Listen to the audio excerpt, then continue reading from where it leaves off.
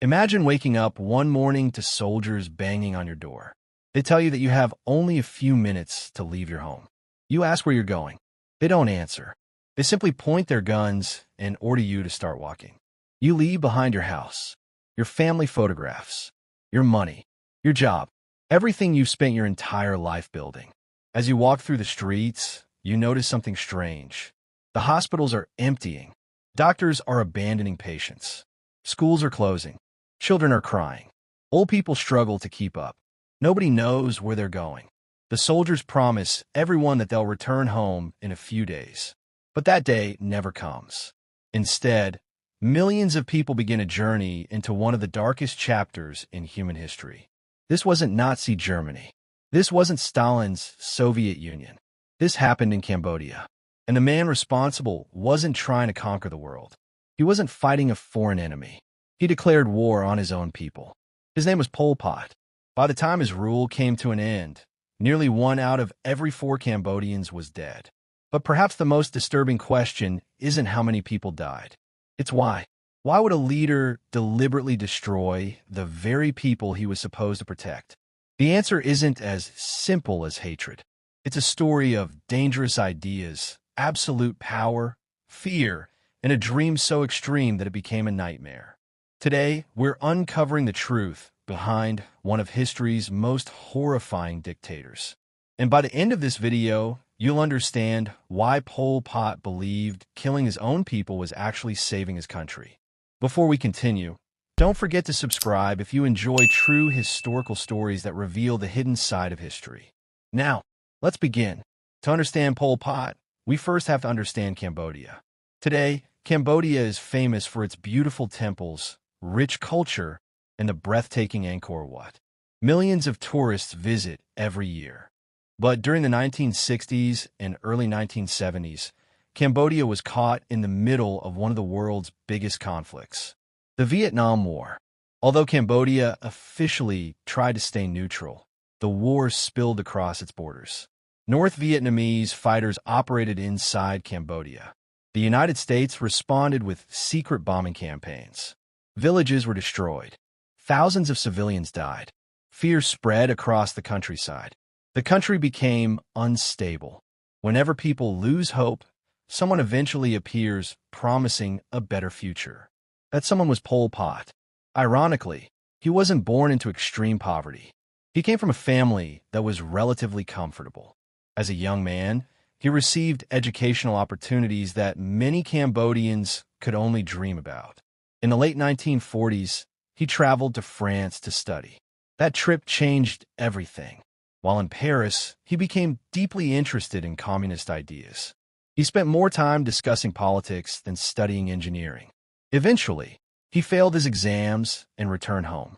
But he brought something far more dangerous than a university degree.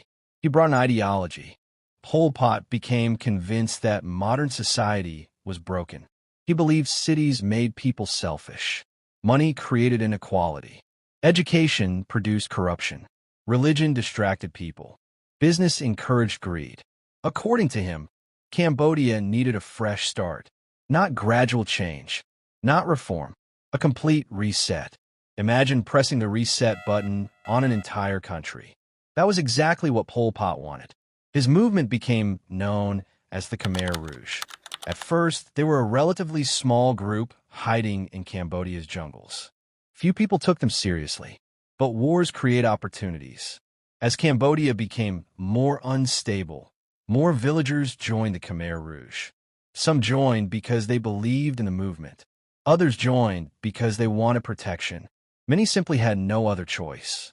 Pol Pot slowly built an army, not one filled with experienced soldiers, but with ordinary farmers, teenagers, and young recruits who believed they were fighting for a better future. He promised equality, justice, a country without poverty. To many desperate people, it sounded like hope. But hidden behind those promises was a terrifying vision.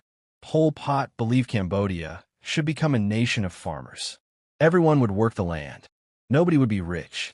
Nobody would own private property. Nobody would live in cities. Nobody would even think differently. To him, individual freedom was dangerous. Only complete obedience mattered. History has shown us something important. Whenever a leader believes only one way of thinking is acceptable, everyone who thinks differently becomes an enemy, and enemies can be eliminated. By 1975, Cambodia's civil war had reached its end. The Khmer Rouge marched into the capital city of Phnom Penh. For many citizens, it looked like peace had finally arrived. People celebrated in the streets. Some welcomed the soldiers. Others simply felt relieved that years of war might finally be over. But within hours, the celebrations turned into terror. The new government announced that every single person had to leave the city immediately. Doctors stopped performing surgery. Patients were forced out of hospitals. Even mothers who had just given birth were ordered to walk. The official explanation sounded temporary. The city, people were told, might soon be bombed. Everyone would return in a few days. It was a lie. The emptying of Phnom Penh became one of the largest forced evacuations in modern history. More than 2 million people began walking into the countryside. Nobody knew that they would never see their homes again. Families carried whatever they could. Children became separated from their parents. The elderly collapsed from exhaustion. Anyone who complained risked being shot. Imagine taking one of the busiest cities in your country and emptying it completely, not because of a natural disaster, not because of an invasion, but because your own government ordered it. That was only the beginning, because Pol Pot wasn't simply moving people. He was trying to erase civilization itself. Money was abolished. Banks were closed forever. Schools disappeared. Universities were shut down. Religion was banned. Books became suspicious. Private businesses vanished overnight. Even clocks were no longer important. The past no longer existed. Cambodia had entered what Pol Pot proudly called Year Zero. The idea was simple. Everything that existed before his rule had to disappear. Society would start again from nothing. But creating a perfect society required identifying people who supposedly prevented perfection. And that's when Pol Pot began looking for enemies. Not outside Cambodia, but inside it. Imagine trying to build a new house. Most people would clear the land first, keep the useful materials, and build on a solid foundation. Pol Pot saw Cambodia differently. He believed the entire country was rotten. Not just the government, not just the military, everyone. To him, Cambodia couldn't be repaired. It had to be erased. Only then could it be rebuilt. This was the heart of his ideology, and it explains almost every terrible decision he made. Pol Pot believed that farmers represented the purest form of society. They grew food. They worked with their hands. They lived simple lives. In his eyes, they were honest people. But city residents were different. Teachers, doctors, business owners, lawyers, engineers, students, government workers, artists, writers. To Pol Pot, these people were dangerous. He believed education created selfishness. He believed money created greed. He believed religion weakened loyalty. He believed cities produced corruption. The frightening part is that he genuinely believed he was saving Cambodia. History has shown us that some of the most dangerous leaders are not those who think they are evil. They are those who believe they are doing good, no matter the cost. Once Pol Pot convinced himself that certain groups were standing in the way of his perfect society, removing them became, in his mind, a necessity. It started with forced labor. Millions of people were sent into the countryside. Families were separated. Children often lived in different camps from their parents. Everyone worked, from sunrise until long after sunset. Imagine working in a field for 12 to 15 hours every day. Little food, no medical care, no freedom, no choice. If someone became too weak to work, they were often seen as useless. And in Pol Pot's Cambodia, being useless could be a death sentence. People were given tiny bowls of watery rice. Many slowly starved.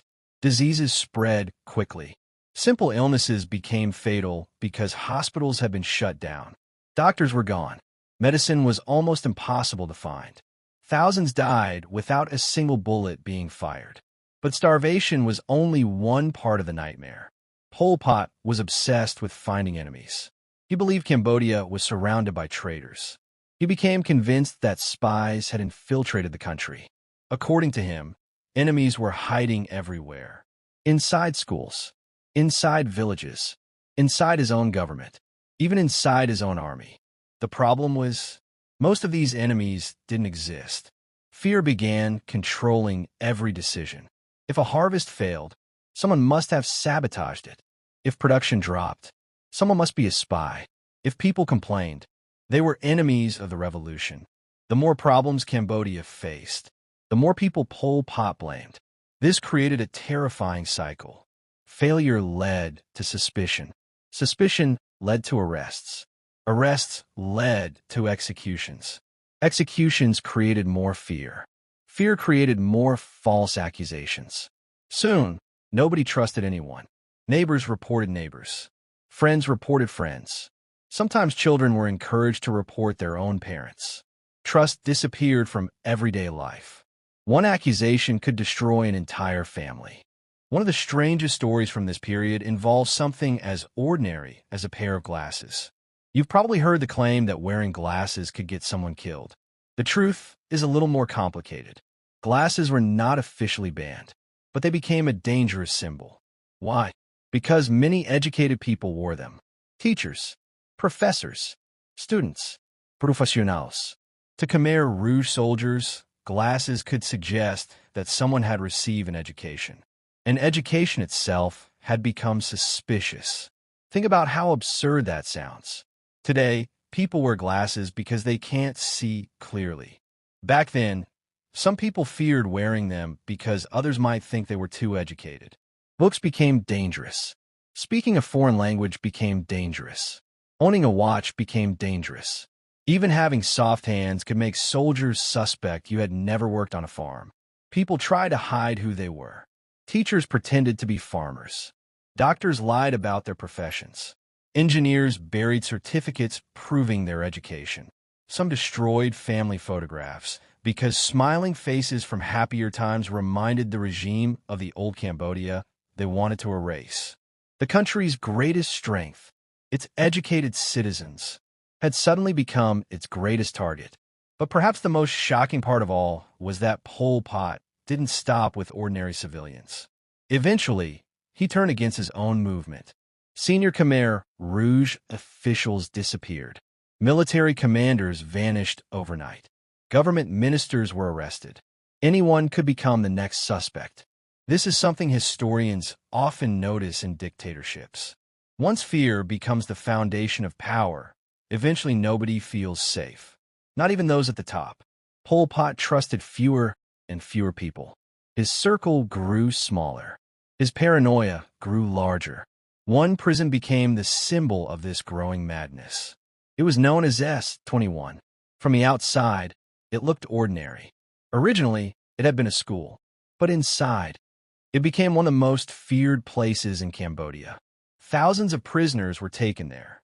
Most had already been accused before arriving. Their fate had effectively been decided. Interrogations were brutal. Officials demanded confessions, not because they wanted the truth, but because they wanted proof that enemies existed. Many prisoners confessed to impossible crimes simply to end the suffering. Some admitted working for several foreign intelligence agencies at the same time. Others confessed to plots they had never even imagined. These confessions reinforced Pol Pot's belief that Cambodia was full of hidden enemies. It became a vicious cycle. The more false confessions he received, the more convinced he became that more enemies were waiting to be discovered. In reality, his greatest enemy wasn't hiding inside Cambodia. It was his own ideology, because every execution removed another teacher, another doctor, another engineer, another farmer, another child. Instead of strengthening the country, he was destroying the very people needed to rebuild it. Imagine trying to keep a ship afloat while throwing every skilled sailor overboard. Eventually, the ship sinks, and that is exactly what began happening to Cambodia. By the late 1970s, Cambodia had become a country where fear ruled every moment of life. People stopped asking questions. They stopped expressing opinions. Even a simple conversation could be dangerous because nobody knew who might report them. Imagine living in a place where every word could be your last. That was everyday life under the Khmer Rouge. Every morning, families woke up wondering whether they would survive another day. But while ordinary Cambodians lived in fear, Pol Pot believed his revolution was working. He refused to accept that his policies were causing famine. He refused to believe that forced labor was destroying the country's economy. Instead, he convinced himself that every failure had one explanation: more enemies. If crops failed, there must be traitors. If workers became exhausted, someone must be sabotaging production. If people starved, foreign spies were somehow responsible. Instead of changing his policies, he increased the violence. Today, the world remembers these locations by a chilling name: the killing fields. They weren't just one place. They were hundreds of execution sites scattered across Cambodia. Fields, forest quiet places far from the cities. Many victims never returned. One question still confuses many people today: why didn't people fight back? Most had nothing left. They were hungry, weak, separated from their families, constantly watched. Many had seen neighbors disappear after the smallest mistake. Imagine trying to escape when you don't know who to trust, when armed guards surround you, when your children are somewhere else, and when simply whispering could get someone killed. Fear became one of Pol Pot's most powerful weapons. He didn't need millions of soldiers. He only needed people to believe resistance was hopeless. Families were torn apart. Parents and children were often separated because the regime believed loyalty belonged to the revolution, not the family. Many children were recruited into youth groups and taught to trust the organization above everyone else. Many had already lost their parents to war. The regime took advantage of that. Dictators don't only control land. They try to control ideas. If you shape what children believe, you shape the future.